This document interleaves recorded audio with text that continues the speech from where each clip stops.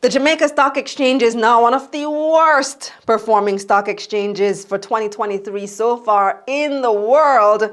I'm Kalila Reynolds, financial journalist and educator based in Jamaica. So remember BC, before COVID, when the Jamaica Stock Exchange was getting all this praise for being the best stock exchange in the world? That actually happened twice.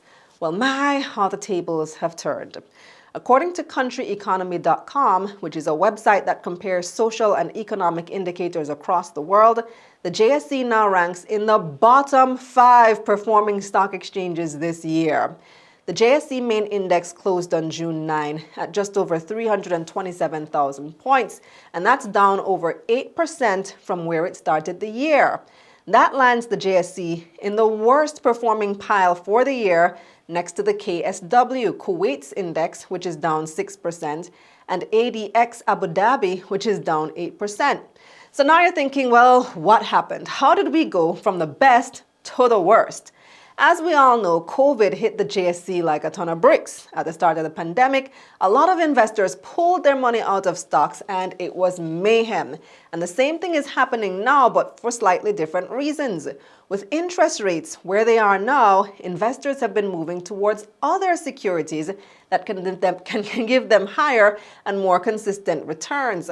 Also, investor confidence is kind of low right now. Between higher inflation, interest rates, fraud scandals, cyber attacks, people have been very wary about investing. And as we always talk about with supply and demand, when demand is low, prices drop. The lower the price, the lower the company's market capitalization. And we talked about market cap when we discussed how Sagicor dethroned NCB as the largest Jamaican company on the JSE. The more shares a company has and the higher the stock price, the larger its market cap. Lower price and same number of shares means lower market cap. Well, right now, some of the largest companies on the JSE are struggling. We mentioned NCB. That stock fell below $70 recently, down 15% for the year.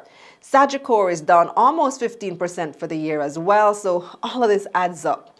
An article in the Jamaica Observer recently pointed out that the JSE main index only saw $1.7 billion in trading in May 2023 compared to $4 billion May last year.